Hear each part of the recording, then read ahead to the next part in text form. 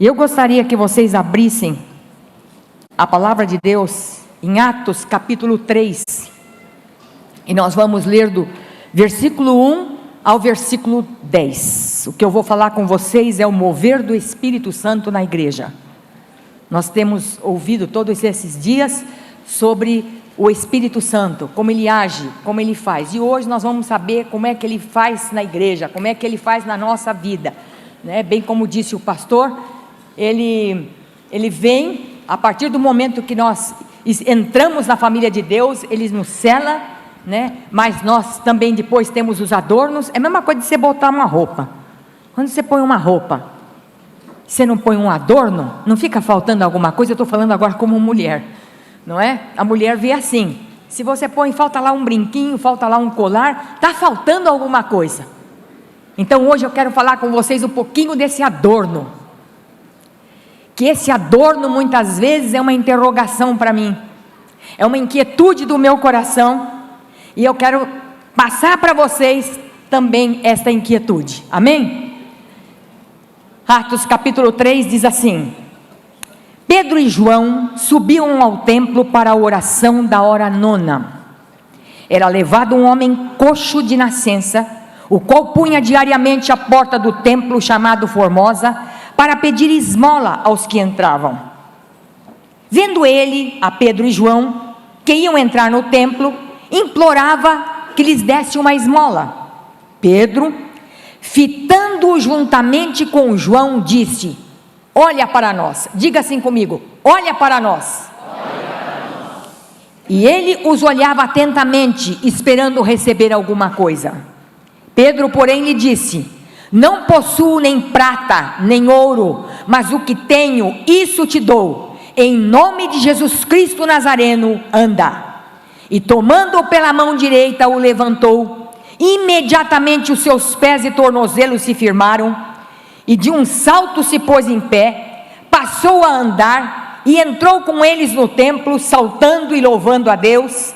E viu-o todo o povo a andar e a louvar a Deus, e reconheceram ser ele o mesmo que esmolava sentado à porta formosa do templo, e se encheram de admiração e assombro por isso que lhes acontecera.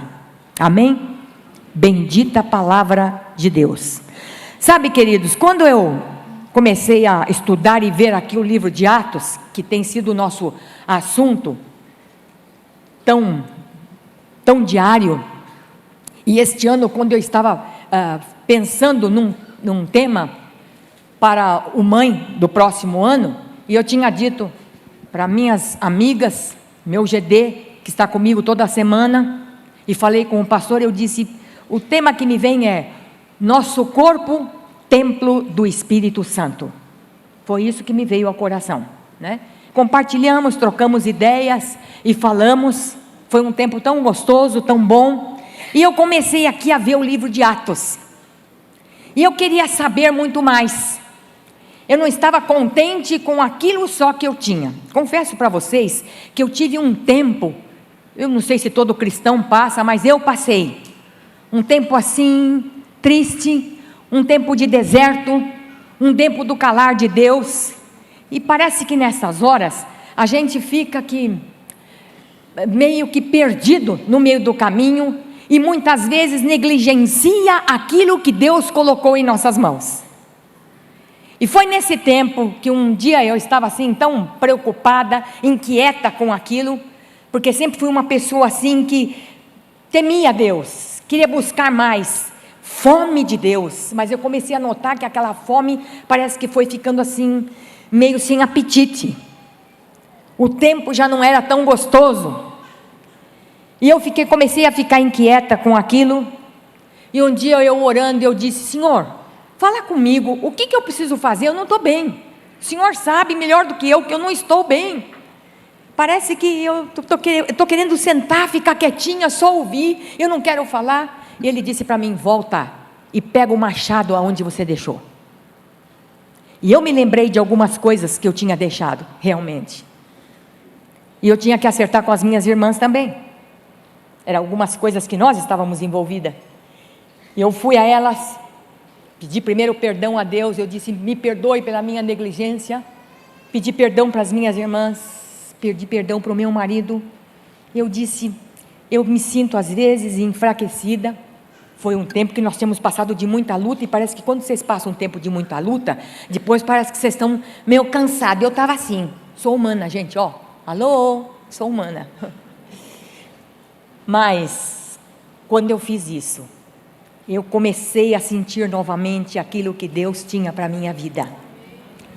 E eu comecei a buscá-lo, e durante o dia todo, e eu comecei a buscar, e eu disse, Senhor, o que falta? Eu quero isso para a minha vida, eu quero mais do Teu Espírito, eu quero mais da Tua Palavra, me dá entendimento. Às vezes parece que eu tenho uma noção tão pouco da Tua Palavra, mas eu quero mais.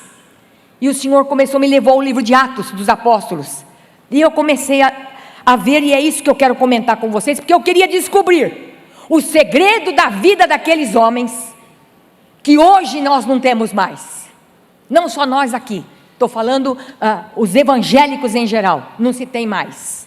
Com essa pureza, com esta santidade, com esta vida transparente. E eu queria saber o que é que esses homens tinham de segredo, a ponto de chegar e dizer, olha para mim, olha para nós, eu não tenho nada, mas o que eu tenho é em nome de Jesus Cristo Nazareno, levanta e anda. E isso ficou no meu coração, e essa passagem ficou no meu coração, e era o que o Espírito dizia, fala e transmite. E eu, nesses dias que eu estava vendo vocês aqui, e eu junto aqui orando com vocês, e vendo aquilo que o Espírito está fazendo, e eu disse, Senhor, e está começando, Senhor, e eu estou vendo, eu já começo a deslumbrar. E quando nós estávamos orando numa dessas noites, eu contei para o pastor, eu tive uma visão tão linda do que Deus vai fazer. Eu via um campo muito grande, esse campo tinha aquelas valas como que já estavam próprias para poder plantar, mas eu olhava do lado direito, e vinha como uma nuvem branca, e o Espírito dizia ao meu coração, esta é a chuva que eu vou colocar sobre vocês, e é chuva abundante, e é chuva de poder e graça, é chuva de arrependimento, é chuva de mudança e transformação de vida, é chuva para nós não ficarmos mais acomodados e sentados no banco, achando que está tudo bem, quando a começar da nossa pátria brasileira não está bem. Tenho me incomodado com isso, tenho pedido a Deus, o que é que eu posso fazer, Senhor? Eu vou até um ponto, mas eu não consigo ir mais. Senhor, manda pessoas para ajudar quando aparecem na televisão, às vezes estes homens que matam, porque agora não é só matar, é matar, picar e botar fogo. Eu digo, Deus, tem misericórdia. Aquele homem que com 39 anos, 38 anos de idade, já tinha matado não sei quantas pessoas, mais de 20 pessoas. Eu olhei para a face daquele homem na televisão, e ele dizia, eu não sei por que eu faço isso. E eu dizia, Deus tem misericórdia, porque eu sei o que está acontecendo com este homem. Manda alguém lá dentro dessa prisão, para poder falar com este homem, para que haja arrependimento, porque o Senhor morreu por ele também. Queridos, se nós não estivermos incomodados com as coisas que estão acontecendo ao nosso redor, o Espírito não pode trabalhar em nós, porque muitas vezes parece que nós ficamos inertes, insensíveis, de tanto ver sofrimento ao nosso lado, e começamos a ficar insensíveis com Deus, em casa, com os filhos, com o marido, na vida conjugal, achando que está tudo bem, não tenho mais nada para acertar, eu não tenho mais nada para mudar. Quantos casais que eu tenho falado e aconselhado, há pouco tempo aconselhei um, meu querido, eu não vou, só vou falar com os dois juntos, se não posso, porque vai chegar lá e acusação. Não é acusação, mas o que eu erro e preciso mudar, e o que você erra e precisa mudar. Não tenha consciência de que as coisas são transformadas pelo Espírito de Deus, mas que eu preciso dar o meu primeiro passo para que Ele faça a obra. E quando eu voltei aqui para o livro de Atos, Atos é considerado um dos mais importantes do Novo Testamento. Ele foi chamado por Calvino um grande tesouro, e eu comecei a entender por quê. Porque ele relata ali as origens cristãs, o início da igreja. Ali começou, e a gente olha ali para Atos capítulo 1, abra lá sua Bíblia e bota lá em Atos capítulo 1, no versículo 1, quando diz assim, todas as coisas que Jesus começou a fazer e a ensinar, é isso que esse livro relata. tudo. Jesus fazia e ensinava o que as pessoas precisavam fazer. Ali está escrito o começo do Evangelho, a proclamação do Evangelho, a comissão dos apóstolos, o poder que eles receberam, né? Os milagres, as curas que aconteceram, as maravilhas, ressuscitando os mortos, os dons espirituais, o batismo com o Espírito Santo, a vida cheia do Espírito, um fluir novo no Espírito. Então ali estava tudo. E quando a gente começa a ver o capítulo 1 de Atos dos Apóstolos, nós começamos a ver que os discípulos estavam lisonjeados por ficarem todos os dias ali com Jesus, caminhavam com Jesus, viram os milagres que Jesus fazia, as curas, a maneira como ele se relacionava com as pessoas, o amor que transbordava do seu coração. Quantas vezes que ele não concordou lá com os fariseus, com o tipo de religiosidade que eles tinham, mas a falta de amor que tinham com as pessoas, e eles viram tudo aquilo. Mas agora o mestre morre, ressuscita e diz: olha, agora o que acontece? Lá no versículo 8 diz: recebereis o poder ao descer sobre vós o Espírito Santo, e sereis minhas testemunhas tanto em Jerusalém como em toda a Judeia, Samaria e até os confins da terra. Eu vou subir, eu vou aos céus, eu vou junto ao Pai, mas eu vou mandar aqui um consolador, vocês não vão ficar sozinhos. Eu imagino naquela hora como é que os apóstolos se sentiram. Não, vocês não precisam ficar apavorados, porque vem aqui o Consolador, vai ficar com vocês todos os dias, e vocês vão ser cheios do Espírito Santo. Aquilo consolou o coração, que quando eles viram Jesus subir, eles saíram daquele lugar, foram até para Jerusalém. Adivinha qual foi a primeira coisa que eles fizeram? Foi se juntar no cenáculo, porque a Bíblia diz que eles voltaram a Jerusalém, do monte chamado Olival, que dista daquela cidade jornada de um sábado. E quando ali entraram, eles subiram ao cenáculo, onde se reunia Pedro, João, Tiago, André, Filipe, Tomé, Bartolomeu, Mateus, Tiago, filho de Alfeu, Simão, Zelote, Judas, filho de Tiago. Todos perseveravam unânimes em oração. Começou o segredo. Começou o segredo. Tinham vida de oração. E mais, aqui já contando as mulheres, com Maria, mãe de Jesus, e os irmãos dele. E aí começa a bênção na vida desses homens. Eles começaram a contar e disse: escuta, Judas morreu, Judas suicidou, acabou, mas nós precisamos colocar um aqui. E aí, como é que nós vamos fazer? E aí eu volto com vocês no versículo 24, quando ele diz assim: e orando disseram: tu, Senhor, que conheces o coração de todos, revela-nos qual desses dois tem escolhido, para preencher a vaga nesse ministério e apostolado, do qual Judas se transviou para indo o seu próprio lugar. E lançaram a sorte, e recaiu sobre Matias. Qual foi o segredo aqui? Oração. Eles oraram novamente. Vou contar para vocês uma coisa muito particular minha. Eu venho de uma família, por parte da minha mãe, de evangélicos. Talvez muitos de vocês já ouviram isso. Mas aqueles presbiterianos ferrenhos, sérios, gente muito séria. Meus bisavós, judeus alemães, que viveram em campo de concentração, que saíram, que escapou e foi para o interior de São Paulo, Jaú, Itapetininga, lugares por lá.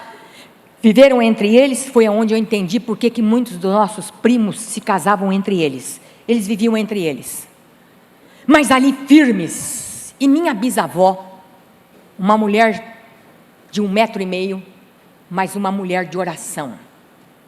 Dos seus 10 filhos, 9 pastores e missionários espalhados pelo Brasil.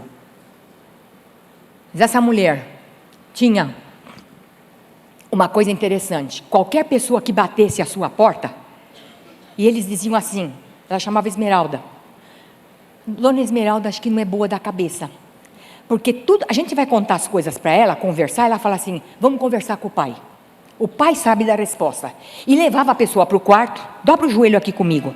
E a pessoa dobrava o joelho, talvez se ficasse até meio assustada, e dizia: agora nós vamos orar para o pai, e ele vai falar o que nós vamos fazer. Isso era para alugar uma casa, isso se a pessoa tinha uma dor de dente, qualquer coisa, qualquer problema que a pessoa tivesse, vamos conversar com o pai, porque o pai vai resolver todas as coisas.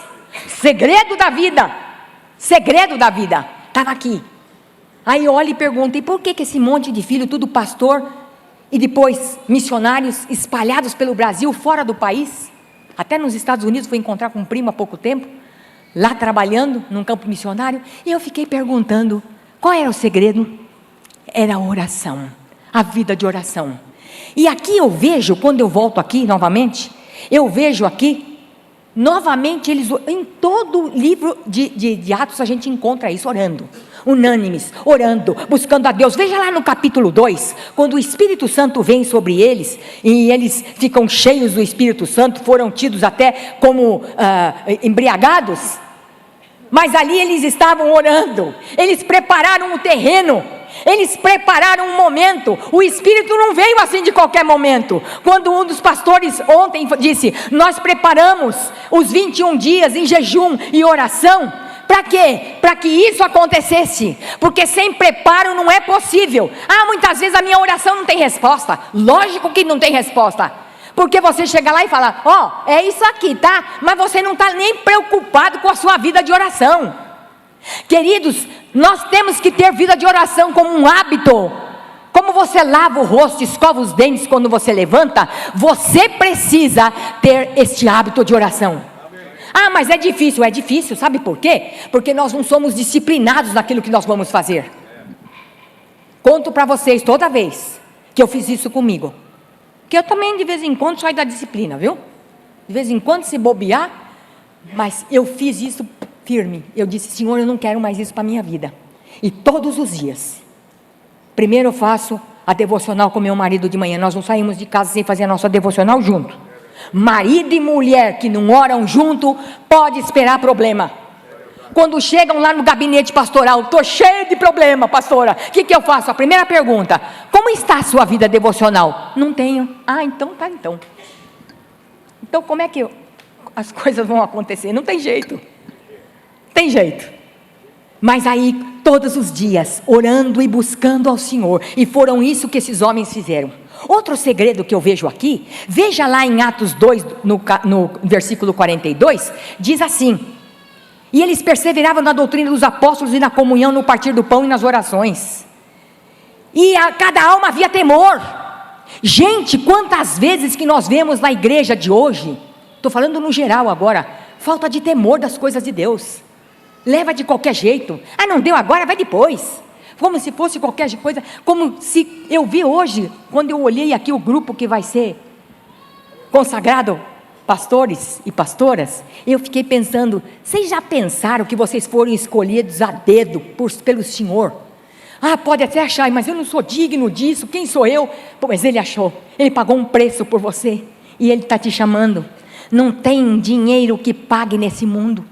Eu digo que nenhuma formatura, uma graduação na faculdade paga o preço por isso que vocês vão ter hoje. Este enchimento do Espírito, a autoridade de Deus na vida de vocês. Não existe coisa melhor. E eles perseveravam aqui, eles estavam juntos, ele tinha só um espírito, uma só alma, diz a palavra. Quantas vezes nós estamos divididos? Porque não concordo, murmuramos, achamos que não é assim, as coisas não estão corretas.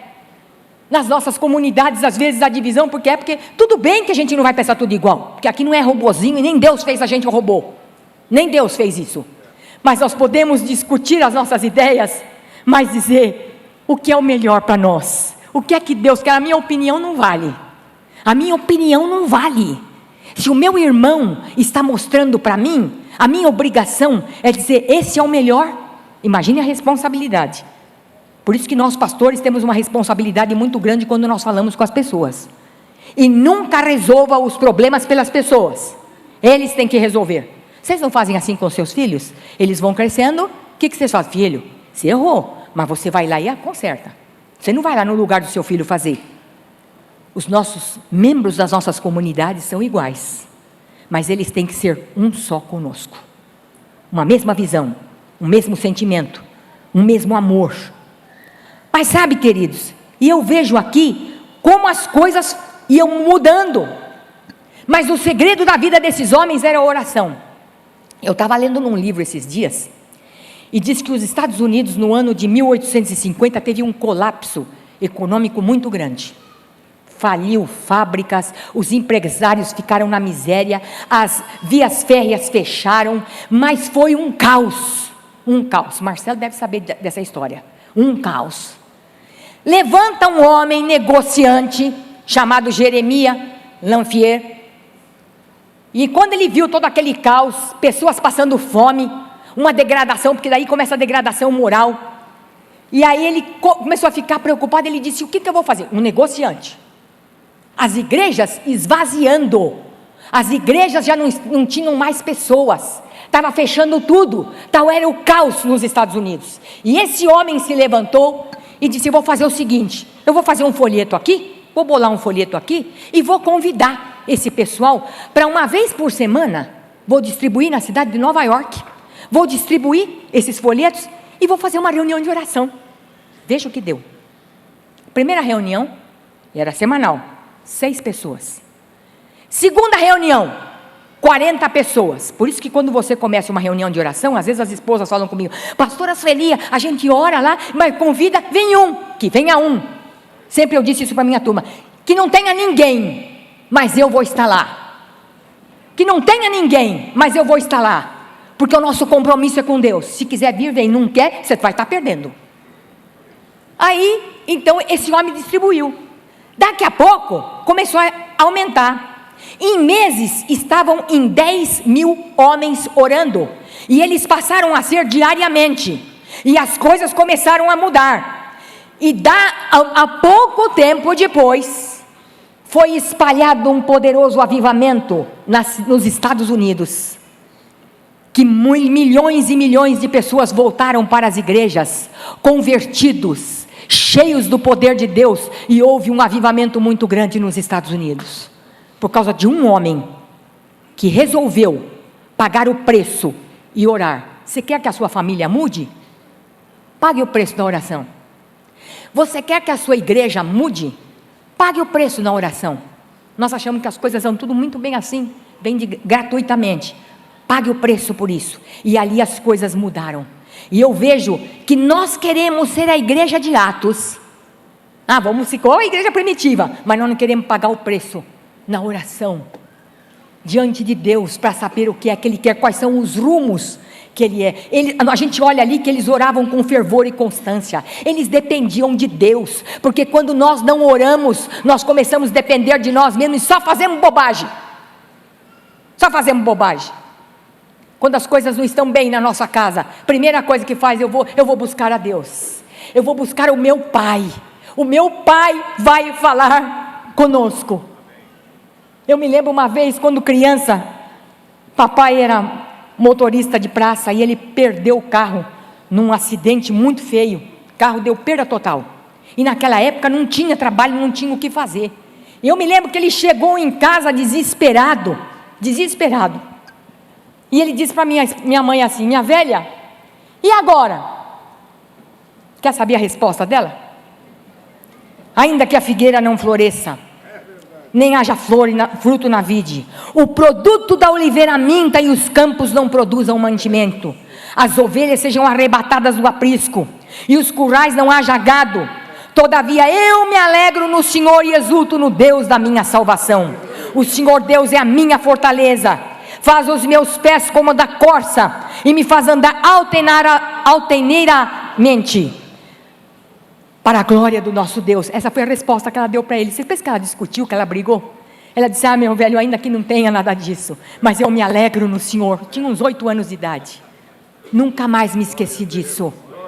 Não faltou nada. Não faltou o pão. Não faltou o dinheirinho para ir para a escola, porque era ele que levava. Mas não faltou nada, porque alguém na minha casa se levantou e disse: ainda que falte tudo, eu toda a vida me alegrarei no Senhor. Glória a Deus por isso. Glória a Deus por isso. Hoje nós queremos as coisas muito fáceis, achamos que vai acontecer.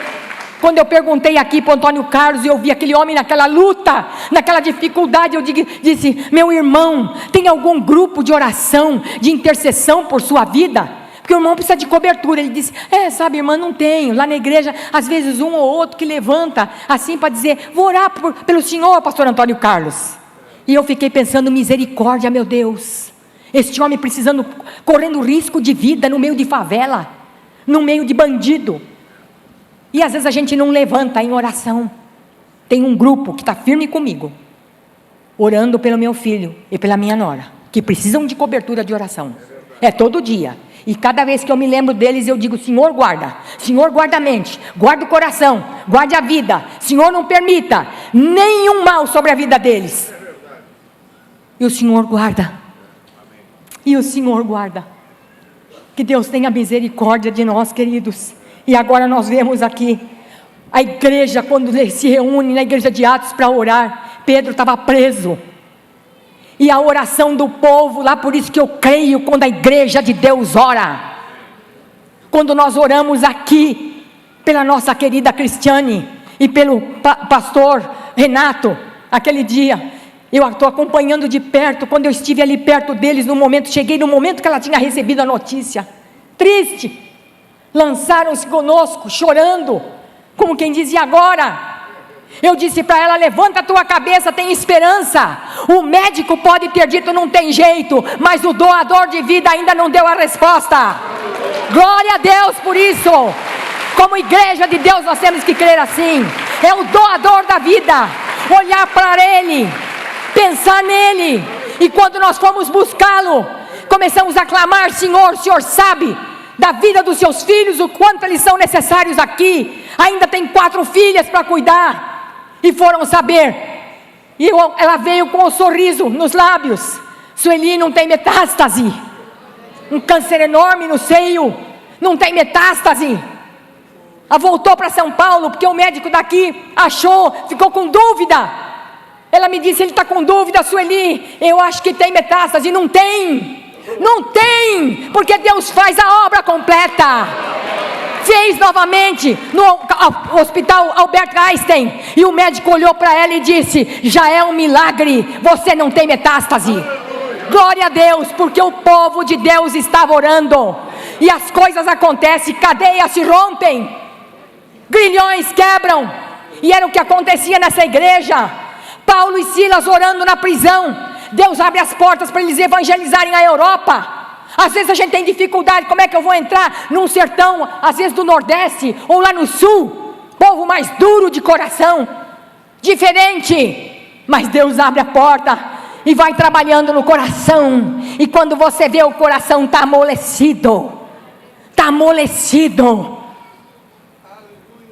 queridos, nós precisamos depender mais de Deus, e de saber que é dele que vem. Bounds tem uma afirmação, a igreja hoje está procurando métodos, mas Deus procura homens.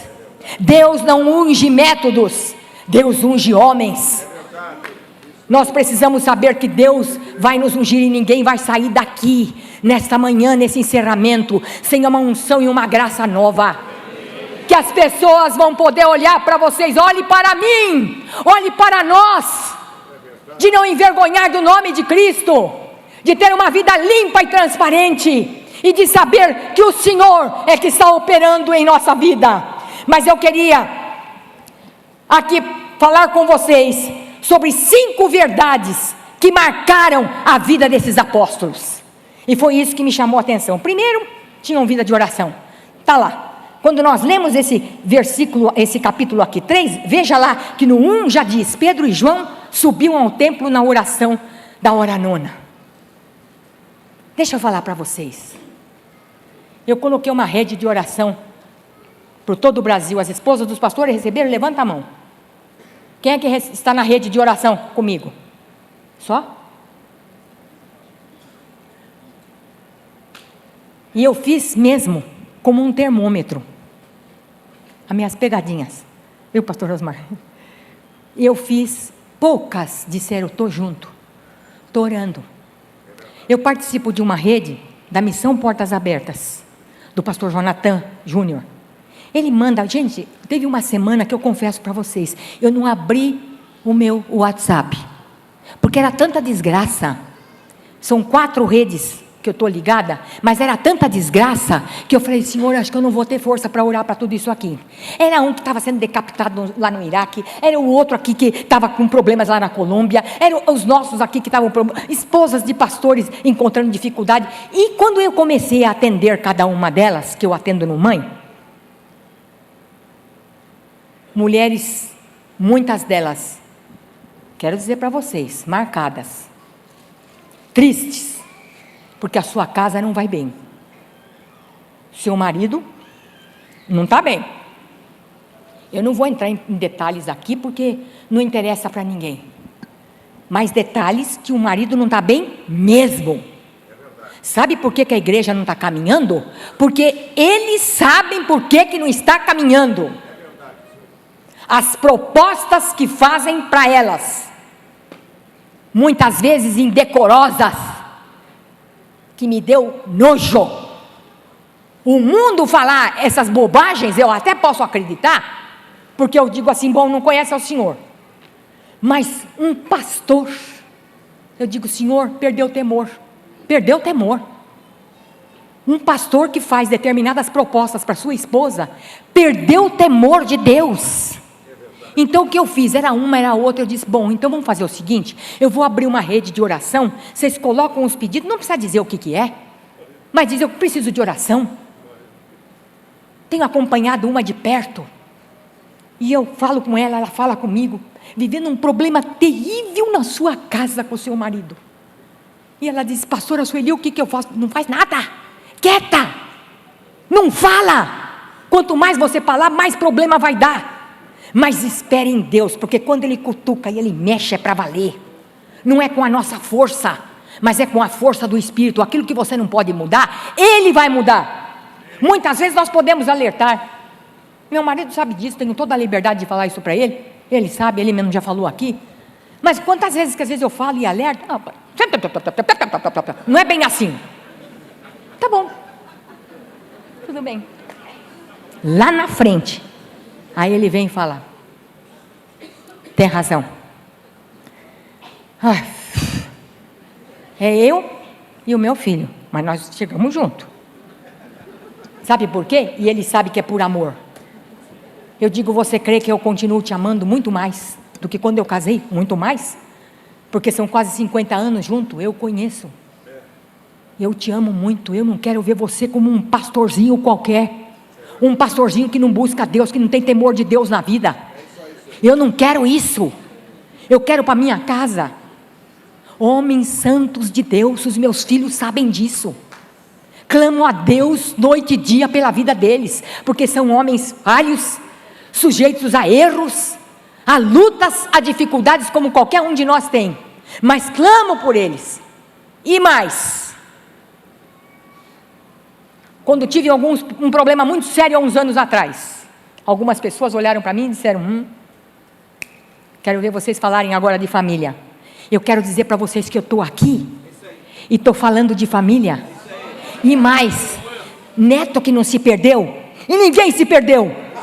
Ninguém se perdeu. Ninguém. Louvado seja o nome do Senhor. Ainda que muitas vezes a gente não entenda os processos de Deus, e a oração não seja a resposta que a gente quer, mas Deus tem os seus propósitos e os seus planos. Quero dizer para vocês, em nenhum momento, e muitas vezes eu olhava e dizia, Senhor, e agora Ele diga, prossiga, vá, eu estou com você. É aquilo que eu penso, é aquilo que eu sempre falo com vocês, e a força do Senhor veio sobre a nossa vida, e nós continuamos, porque se você olhasse, era para ter tudo perdido. E quero dizer para vocês, uma vez, num final de ano que nós fizemos a nossa reunião de aliança na nossa casa, ceia de aliança, quando estava fazendo, eu notava que alguma coisa não estava bem. Parece que o Espírito vai avisando a gente, né, gente? Não está bem, alguma coisa não está bem.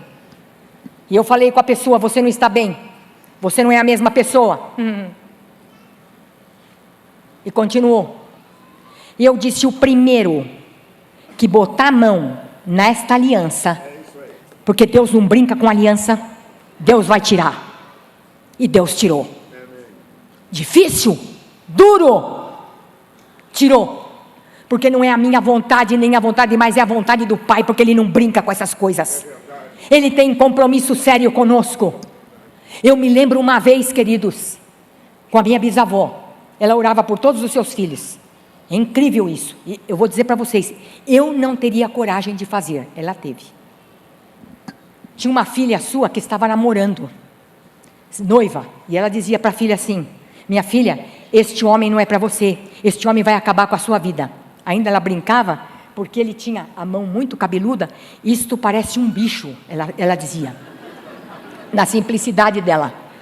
Ele era um homem forte, corpulento, e ela chamava Isabel, lembra até da minha cunhada, tinha um tipo da minha cunhada Isabel, assim frágil, assim bem feminina, e ela continuou, modista de primeira, fez o vestido de noiva, e a minha avó dobrou os joelhos e disse: eu prefiro ver a minha filha nos teus braços, pai, do que casada com este homem. 8 dias depois ela estava num caixão morta. Foi essa oração que ela fez. Quando diziam para ela: dona Beralda, a senhora não derramou uma lágrima? Ela disse: não, porque o pai recolheu e está nos braços e na glória do pai, não vai sofrer na mão deste homem. E foi verdade, porque este homem casou com uma prima minha, não puderam viver porque era uma peste, bem baixinho, vocês não têm noção, que homem mau, grosseiro, que agredia. Esta minha prima sofreu demais com ele, precisou deixar, e ela dizia assim, cada vez que ela via isso, ela dizia: obrigado, pai, porque Isabel está na glória. Eu vou falar para vocês, eu não teria coragem, acho que poucas pessoas têm coragem de fazer uma oração dessa, mas ela fez. Tal era a intimidade dela com o pai. Sabe, queridos, essas coisas marcam nossa vida, bem como o pastor Eibe falou, marca muito, o legado passa, e eu louvo a Deus por isso. Mas eu quero que vocês tenham esse legado, eu quero que vocês, mulheres e homens, tenham este legado de oração, de saber que tudo se resolve com o nosso Pai.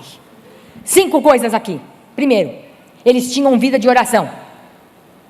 Vocês viram lá? Subiram no templo na hora 9.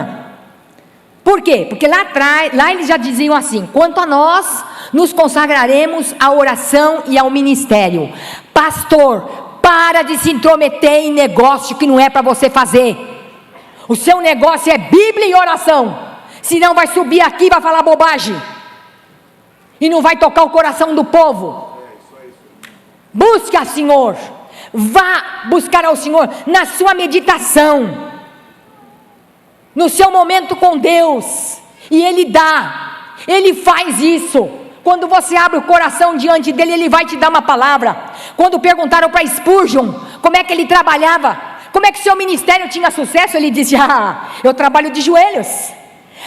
No lugar santo da oração, o meu lugar santo da oração vale mais do que a minha biblioteca. Eu vou dizer para vocês, essa frase dele me tocou, porque às vezes a gente fica tanto na busca de coisa e vai, e eu sou assim mesmo, Beto sabe disso. Aliás, ele falou para mim: você está proibida de comprar livros. Mas eu falei para Celi, eu obedeço. Então eu não falei assim uma palavra comprometedora, falei não falei eu falei ao. Deu para entender? Não é boa? Obedeço. Mas depois vou contar um segredo para vocês. Na hora que ele precisa, a coisa aperta, ele fala assim: você tem os livros aí, fica tudo escondido. Eu falo: não está escondido, está lá, é só você ir pegar, não é? Está lá o livro. Então quando precisa, vem também na fonte, que é uma bênção, mas não substitui a palavra. Não substitui a palavra. A palavra me edifica tanto, gente. Oh, como eu amo essa palavra, como eu amo a vida de oração. E quero dizer para vocês, é pouco que eu tenho feito. Às vezes eu digo: Senhor, eu perco tanto tempo na estrada, vou na estrada correndo para baixo e para cima, naquela Fernão Dias, mas o Senhor me guardando. Às vezes me pergunta: mas você vai só, pastora? Não, Pai, Filho e Espírito Santo estão comigo, me guardando. Quantos perigos, de assaltos, de um pneu furado, de uma desgraça, mas eu vejo a boa mão do Senhor cuidando, seja de noite, seja de dia, com chuva, com nevoeiro. Não tenho medo, porque eu sei que Ele está me guardando a todo tempo. Não saio sem falar: Pai, lembra de mim aqui, Pai, eu estou indo. E eu sei que Ele está ali junto comigo, dentro de mim. Glória ao Senhor por essa certeza. Então, filhos, a gente começa a ver que até os grandes avivamentos começaram com oração. Segundo, eles tinham vida exemplar. Olha lá, era estratégico colocar um mendigo na porta do templo. Sabe por quê? As pessoas que entravam para orar ficavam compadecidas. Puxa, que pena, tadinho, ali coxo de nascença, já 40 anos que o homem, mais ou menos 40 anos ele deveria de ter, estava lá. E aí? E agora? Então, vamos dar uma moedinha para ele, né? Cada um que passava dava uma moedinha. Pensavam assim: se eu amo a Deus que eu não vejo, como é que eu não vou amar o meu irmão que eu estou vendo? Então, vou dar moedinha de consolo. E ali eles faziam isso para ter. Mas veja, nós vamos ouvir aqui que com Pedro e João não foi assim. É outro detalhe que eu vi. Não foi assim. Na porta do templo, eles iam entrar para orar, porque eles não invalidaram o costume dos judeus, que eram orar 3 vezes, 9, meio-dia e 3 horas. Quando eu coloquei para as mulheres, né, a oração de Daniel, era justamente isso: 3 vezes. Põe o relógio para despertar. E ali lembrar, quando desperta, ora: ô Senhor, aonde você está? Aonde você está? Orando: ô Senhor, lembra de fulana, lembra, eu tenho uma lista, lembra de fulana, de fulana, de fulana. Mas Senhor, cuida delas, do lar delas, não deixa essas mulheres desfalecerem, porque já tem algumas que estão desfalecendo. Sabe por quê? Por causa do cabeça. Por causa do cabeça. Você é o líder da sua casa. Se você não vai bem, a sua esposa provavelmente não vai bem. Mas se você vai bem, a sua esposa vai bem. E ele parou ali, ele não ligou para o ritual dele. Ele parou. E ele disse, quando ele viu aquele homem, ele poderia ter dado uma moedinha: olhe para nós. Olhe para nós. E ele olhou. Ficou esperando de certo uma moedinha, mas era muito maior, era muito maior. Eu não tenho prata, eu não tenho ouro,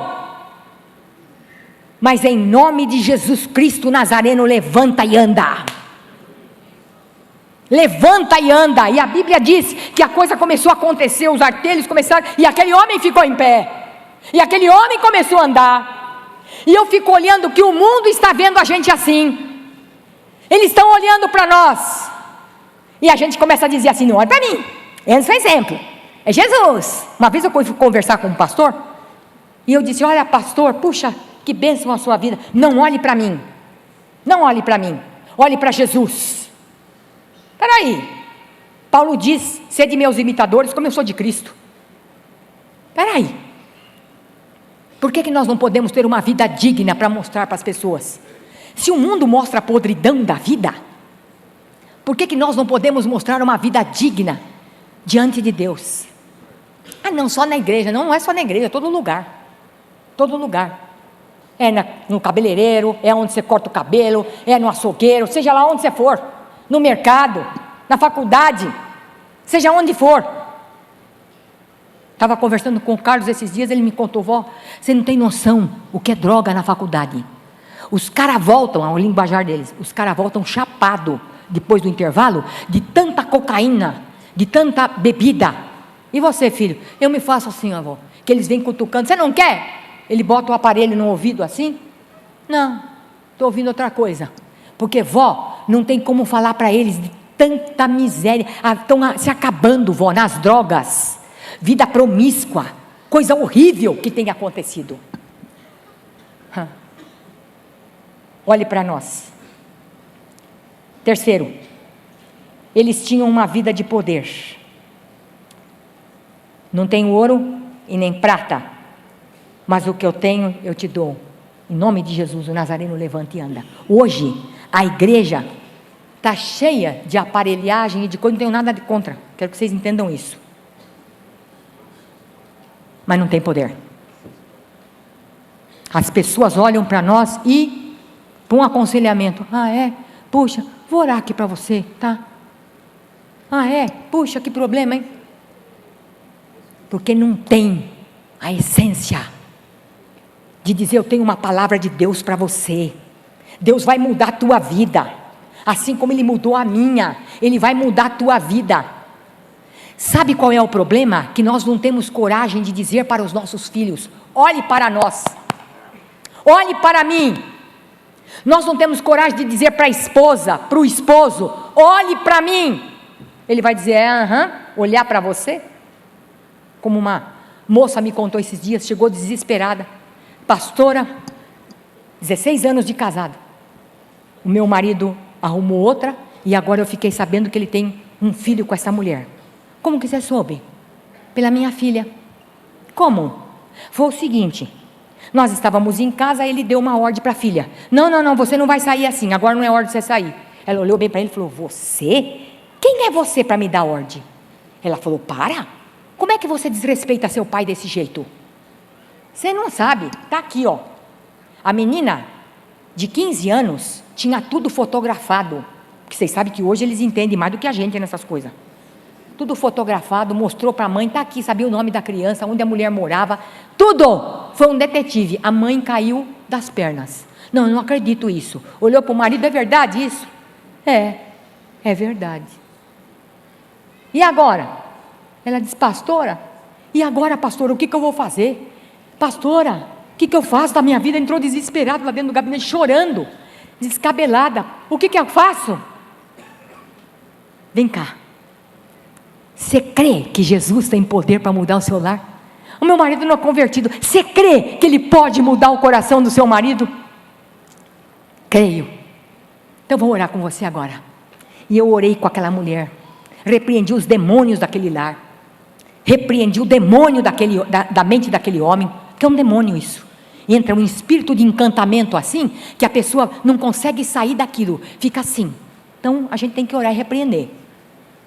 Orei por aquela mulher, você não faça nada, não tome passo precipitado, olhe os seus filhos, estão numa idade importante, eles vão abandonar o Senhor, não faz isso, paga o preço, fica junto, porque Deus vai te honrar. A mulher que teme ao Senhor, essa será louvada.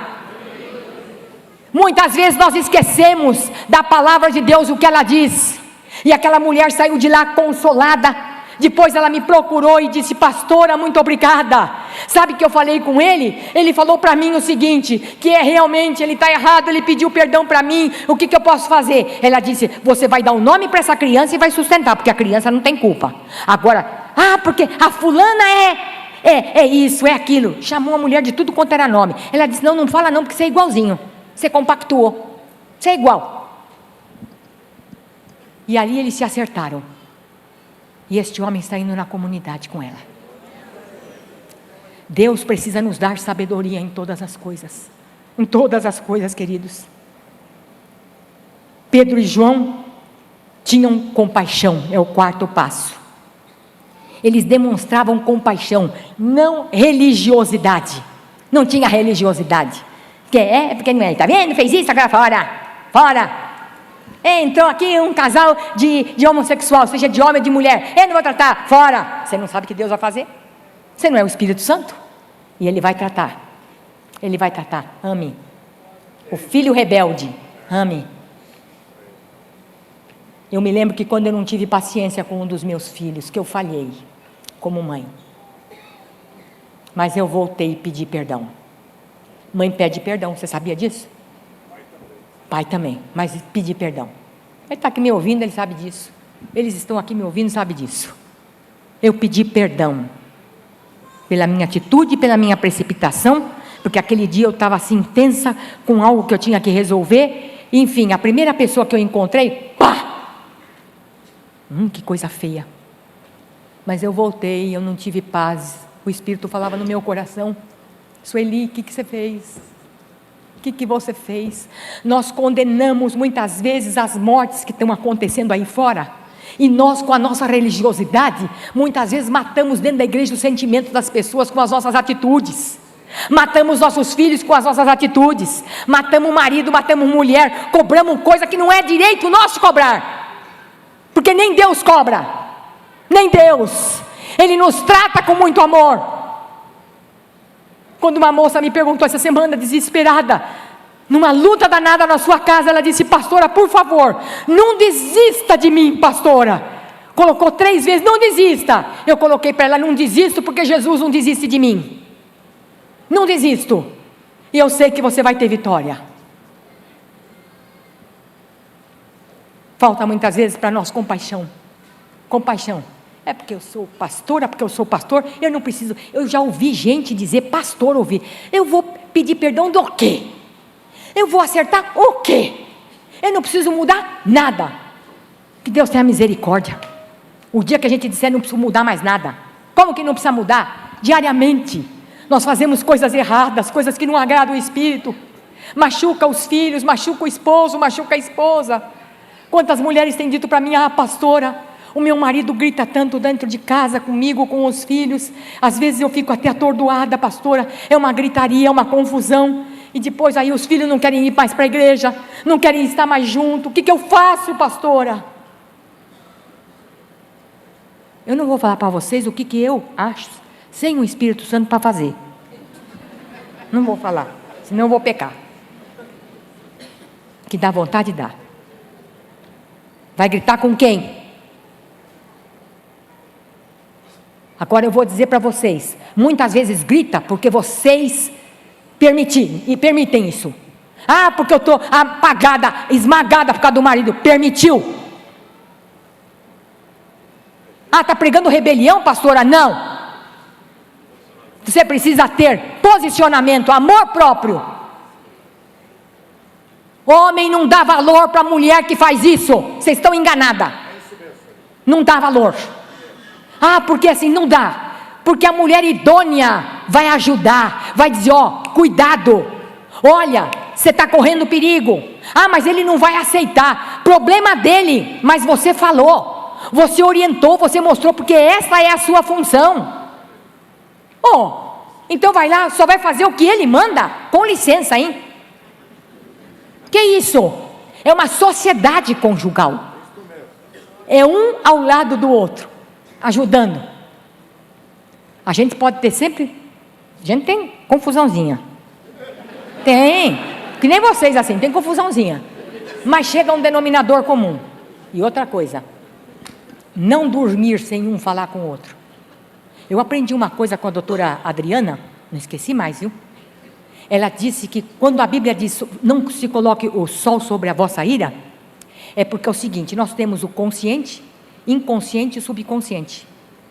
Quando você dorme, o consciente dorme, mas o subconsciente e o inconsciente não.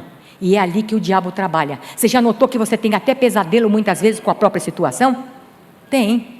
E às vezes uma coisa que impressiona a gente, já notou? Uma notícia, qualquer coisa, a gente até sonha com aquilo. Contei para o pastor esses dias, acho que de tanto ver essas notícias horríveis aí na televisão, eu falei para ele, eu sonhei que um fulano estava pegando a gente assim para furar a gente com faca, um punhal.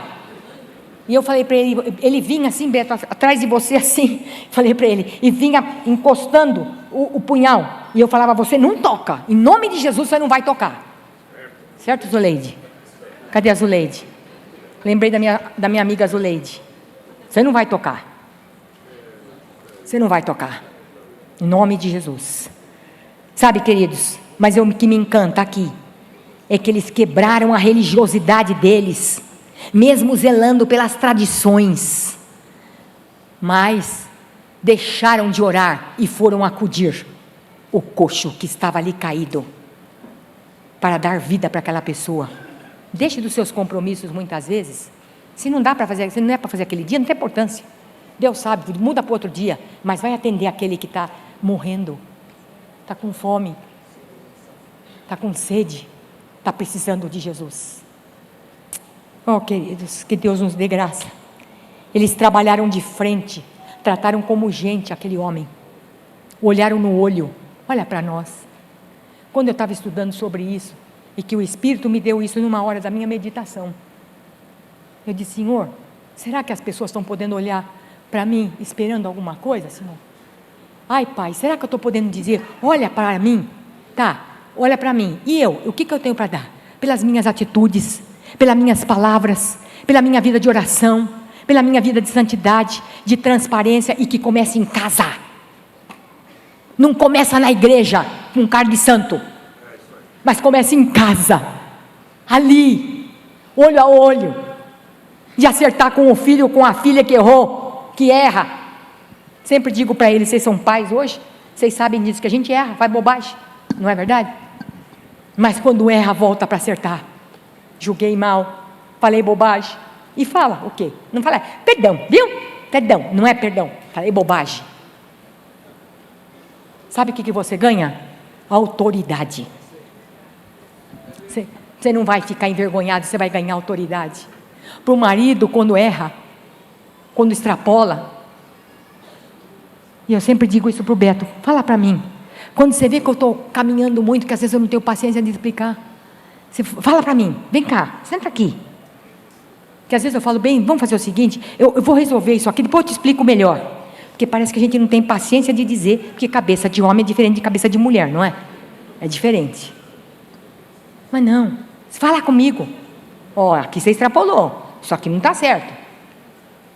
E se eu não honrá-lo, tenho dito isso para ele diariamente, Deus não vai me honrar. Se você, marido, não honrar a sua esposa também, você não vai ser honrado. Se você, mulher, não honrar o seu marido, você não vai ser honrada. Os filhos, se não honrarem os pais, não vão ser honrados. Não tem jeito. Não tem jeito. Então eles olharam frente a frente, porque tinham compaixão. Quinto e último, eles viram um milagre incontestável. Eles viram com os olhos. Foi um fato público, porque lá no versículo 9 diz: viu todo o povo a andar e a louvar a Deus, e reconheceram ser ele o mesmo que esmolava, assentado à porta formosa do templo, e se encheram de admiração e assombro por isso que lhes acontecera. Todo o povo viu. Não é para ficar num grupinho, todo o povo vê. A sua vida tem que ser vista por todos. Ai, pastor, talvez agora o Espírito esteja trabalhando na sua mente, você lembrar de coisas que você fez, de uma palavra mal colocada, de uma atitude feia que você teve, mas que o Espírito está tratando com você agora, para que isso seja mudado. Conclusão aqui: será que podemos dizer: olhe para nós, veja a minha vida, o poder do Espírito Santo está em mim, como está a minha vida de oração, que influência eu tenho exercido na vida de outros e no ministério? Algumas perguntas que eu quero deixar para você nessa manhã. Qual é a influência da sua vida? Boa ou má? Está aí para você escolher. Nesse momento, eu queria que você ficasse em pé comigo, encerrando essa palavra. E eu queria que você pensasse sobre isso. Qual é a influência que eu estou exercendo? Será que eu posso dizer para as pessoas: olhe para mim? Vamos levar agora no pessoal. Olhe para mim. Quais são as minhas atitudes? Minha vida é cheia do Espírito Santo? Tenho tido sabedoria no aconselhamento? Tenho tido autoridade de Deus para orar, para libertar uma pessoa? Estão presos em grilhões, em pecados, em misérias. Às vezes a gente só pensa em doença, mas eu acho que até a doença é a menor de todas. O pior é a prisão na mente e no coração. Vamos falar com o Senhor nessa manhã?